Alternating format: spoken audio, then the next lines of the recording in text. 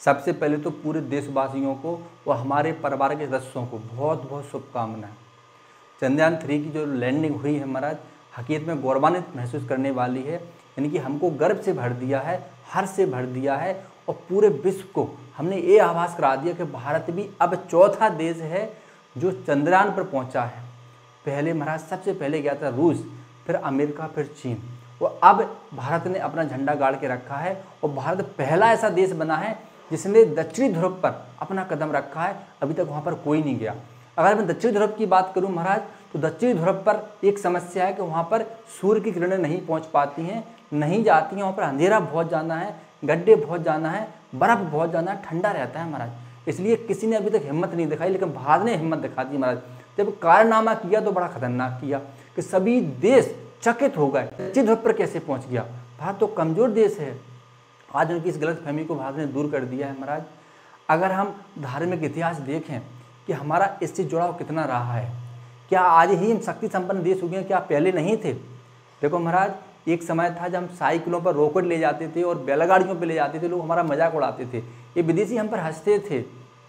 आज आपके लिए हर्ष का विषय है, गर्व का विषय है। जितना गर्व कर सकते हो, जितनी दीपावली मना सकते हो मना लो महाराज, क्योंकि ऐसे समय इतिहास में कभी कभी दर्ज होते हैं। आपने ये भी देखा होगा, पहले जब लॉन्चिंग हुई थी और जब फैल हुआ था महाराज, मैं अक्टूबर की बात कर रहा हूँ 2019 की। देखो 22 अक्टूबर 2019 को जब हमारा लॉन्च हुआ था, तो आपने देखा होगा कि प्रधानमंत्री जी से कैसे लिपट लिपट कर महाराज जो इसरो के जो चीफ थे वो कैसे रो रहे थे। महाराज सालों लग जाते हैं इसको कंप्लीट करने में, प्रोजेक्ट में भूखे प्यासे रहते हैं, उनका दिमाग वही रहता है, बच्चों पर ध्यान नहीं दे पाते महाराज, अपने देश के लिए महाराज कुर्बान हो जाते हैं, पूरा समय उसी के दे देते हैं।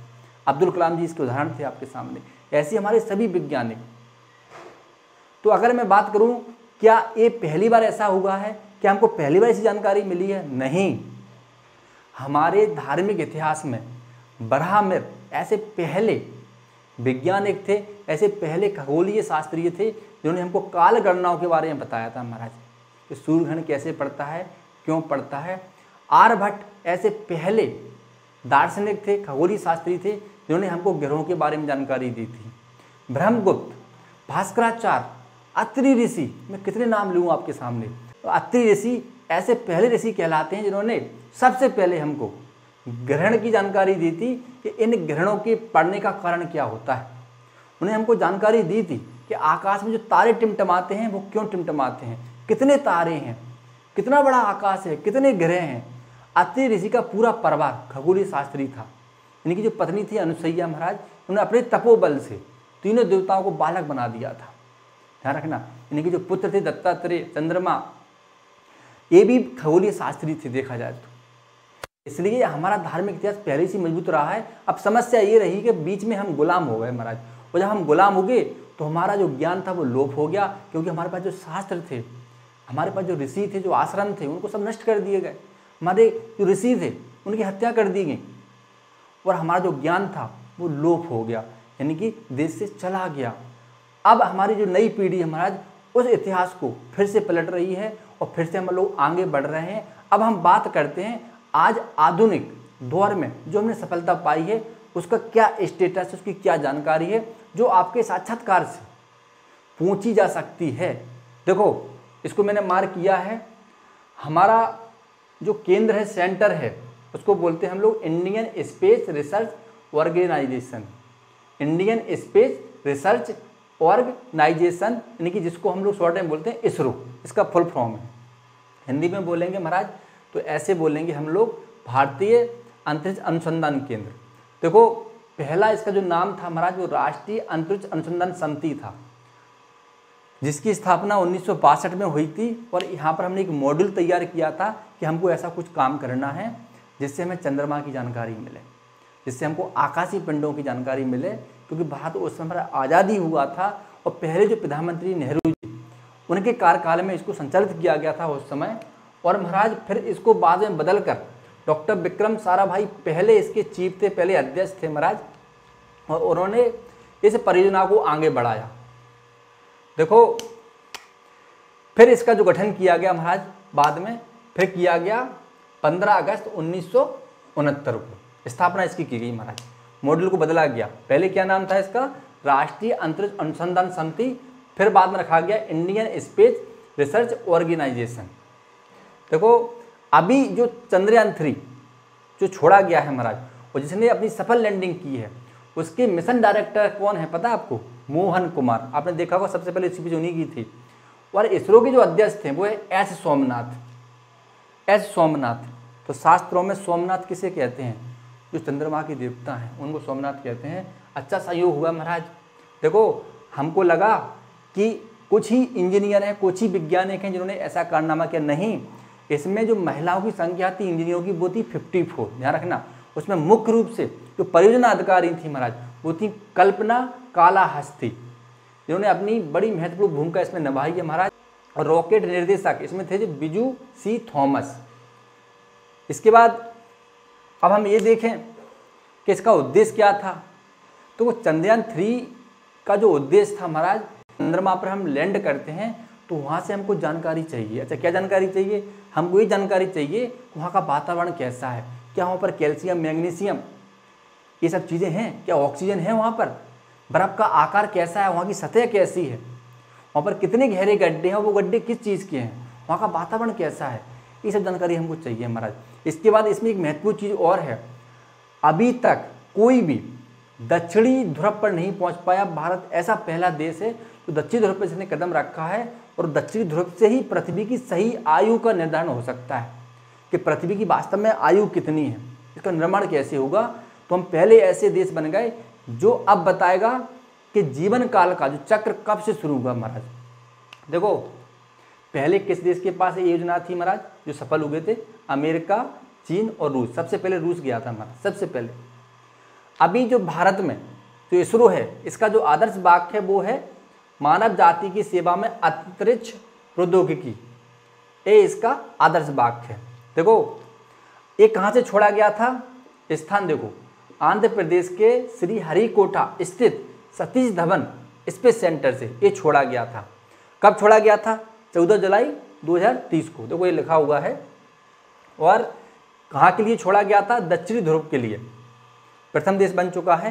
पहला छोड़ा गया था 22 अक्टूबर 2008 को, फिर चंद्रमा 2 22 जुलाई 2019 को छोड़ा गया था। अब सुन लो, जो हमने सफलता पाई है महाराज, ये हकीकत में गौरवान्वित करने वाली है। जब सभी देशों ने देखा कि भारत ने सफलता हासिल कर ली, सभी चकित रह गए, क्योंकि यहाँ पर कोई नहीं पहुँचा था। हमारे पास पहले सुख सुविधा नहीं थी महाराज। आज भारत किसी से कम नहीं है। तो देखा जाए तो हमारा धार्मिक वैदिक इतिहास उठा के देख लो, उस समय भी हम किसी से कम नहीं थे। उस समय भी हमने पूरी सृष्टि को, पूरे ब्रह्मांड को संस्कृति दी, चलना सिखाया, पढ़ना सिखाया महाराज, उड़ना, खाना और साम्राज्य कैसे स्थापित किया था ये भी हमने सिखाया। और मौसम के क्या प्रभाव होते हैं और किस मौसम में कौन से मुहूर्त होते हैं, कौन कौन सी ऋतुएं होती हैं, उसमें अनुष्ठानिक कार्य कैसे कर सकते हैं, और हम इन काल गणनाओं की, इन ग्रहों की जानकारी हम कैसे हासिल कर सकते हैं, और उसके माध्यम से अपने शरीर के माध्यम से, इन पंचतत्वों के माध्यम से हम कैसे व्यवस्थित रूप से अपनी संस्कृति को भौतिक रूप से सुख सुविधाएं पा सकते हैं, उनकी जानकारी हम हासिल कर सकते हैं। ये हमको पहले ही बता दिया गया था। लेकिन समय का चक्र बड़ा बलवान होता है, समय में परिवर्तन होते रहते हैं और धीरे धीरे हमारा ज्ञान लोप होता गया। दूसरी बात यह है कि यह मिशन बड़ा कठिन था। पता क्यों कठिन? इसलिए था क्योंकि यहाँ से जो चंद्रमा की दूरी वहाँ से वो कम है, और हम कभी भी या अन्य देश आपने देखा होगा वो मंगल ग्रह पर जाना चले जाते हैं। मंगल ग्रह की दूरी यहाँ से दूर है महाराज, लगभग 250 मिलियन किलोमीटर यहाँ से मंगल ग्रह की दूरी है।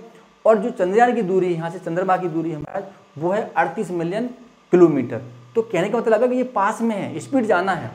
अभी जिसने जो स्पीड भरी है वो लगभग 40,000 किलोमीटर प्रति घंटा के हिसाब से महाराज यहाँ से गया था, और इसको कंट्रोल करना मुश्किल था, इसलिए ये पहले भी ब्लास्ट हो गया था महाराज, पहले भी नष्ट हो चुका था, और हम थोड़े पहुँचते पहुँचते बच गए थे, नहीं पहुँच पाए थे, इसलिए इसमें कठिन था। पहले इसने 2-3 चक्कर पृथ्वी के काटे महाराज, फिर धीरे धीरे इसने अपना एक स्थान चुना, सतह चुनी कि मुझे यहाँ उतरना चाहिए महाराज। और जैसे ही वहाँ पर पहुँचा उसने तुरंत मैसेज कर दिया कि भारत में पहुँच चुका हूँ। और जब उसने महाराज ये देखा कि मैं पहुँच चुका हूँ, उसने मैसेज किया, तो पूरा देश ही नहीं पूरा विश्व हिल गया महाराज। और आपने देखोगे हमारे आदरणीय वर्तमान जो प्रधानमंत्री जी हैं वो भी लाइव थे, वो भी हर्षित थे महाराज, ये फूले नहीं समा रहे थे, क्योंकि इतिहास ही ऐसा था महाराज। पाकिस्तान जो कि पास में है वो भी महाराज बड़ा भौचक्का रह गया कि भारत चंद्रमा पर पहुंच गया, चंद्रमा 3 की जो लैंडिंग वो सफल हो गई। तो कहीं ना कहीं कष्ट के साथ महाराज कहीं ना कहीं वो भी सीख रहे होंगे कि हमको भी ऐसा करना चाहिए। जब कोई व्यक्ति सफल होता है तो उसे हमें सीख लेना चाहिए, ना कि उसकी निंदा करना चाहिए, ना कि उसके प्रति बाधाएं उत्पन्न करना चाहिए, हमें उसकी सहायता करना चाहिए महाराज। अगर पाकिस्तान समझदार होगा तो समझ रहा होगा कि भारतीय क्या इमेज है, इससे हमें वास्तव में सुधार करना है। अब इसमें एक महत्वपूर्ण बात और आती है महाराज, जिस संस्कृत का हमेशा हम लोग जिस संस्कृति को हमेशा हम लोग इग्नोर करते हैं, अपने विषयों में कभी शामिल नहीं करते हैं, जो इसरो के अध्यक्ष हैं महाराज एस मोहन कुमार, देखो उनको संस्कृत का बहुत अच्छा नॉलेज है। उनका खुद का बयान एक पेपर आपने देखा होगा, स्क्रीन पे दिख रहा होगा कि हमने ये जानकारी वेदों से हासिल करी है और वेदों से ही हमको संपूर्ण ज्ञान हासिल हुआ है, यानी कि वेदों से बहुत कुछ हमको मिल सकता है। ऋषि का वर्णन ऋग्वेद में आता है और ऋग्वेद में बहुत सारी भौगोलिक हमको जानकारियाँ मिल जाती हैं। तो इसका मतलब है कि हमारे पास जानकारी पहले से थी, लेकिन हमारे पास संसाधन नहीं थे महाराज। अब पहले और अब में इतना अंतर है कि पहले योग बल से, साधना से हम वहाँ पर पहुँच जाते थे, लेकिन आज हमको इक्विपमेंट की, पृथ्वी पात्रों की आवश्यकता पड़ती है, क्योंकि हम अब कहीं ना कहीं बल में कमजोर हो चुके हैं। पहले मजबूत थे तो भारत कभी कमजोर नहीं रहा। भारत पर विदेशियों का आक्रमण जैसे हुआ, यहाँ से हमारी शक्ति जो संपन्न थी वो कम हो गई महाराज। इसलिए मैं सभी युवाओं को इस वीडियो के माध्यम से ये कहना चाहता हूँ कि यह वीडियो आपकी परीक्षा के लिए बड़ा ही महत्वपूर्ण है, जो साक्षात्कारी परीक्षा आपकी होने वाली है। और इस वीडियो जितना हो सके आप लोग शेयर करना। अगर ऐसी वीडियो आप और चाहते हो तो आप कमेंट जरूर करना, हम आपको ऐसी वीडियो प्रतिदिन बनाएंगे। समस्या ये है कि आपके जो व्यूवर वो कम रहते हैं, तो हमें लगता है कि आपको पढ़ने से कोई मतलब नहीं है, आपको ज्ञान नहीं लेना है, आपको ओनली जानकारी चाहिए, भर्ती कब निकलती तो हम बता देते हैं महाराज आपको। अगर आप चाहे तो कि ऐसी वीडियो आपको प्रतिदिन मिले तो हम आपको प्रतिदिन ऐसी वीडियो बना सकते हैं। ध्यान रखना, खुशी में एक बार आप उन वैज्ञानिकों को जो धन्यवाद करना जिन्होंने रात दिन मेहनत करके हमको ऐसी खुशी दी है। और हकीकत में ये ऐतिहासिक खुशी है महाराज, क्योंकि अब आगे पता चलेगा कि हमारा जो भौगोलिक इतिहास है वो कैसा था, पृथ्वी की आयु कितनी थी और हम कितनी ऊंचाई पर हैं। जय हिंद, वंदे मातरम।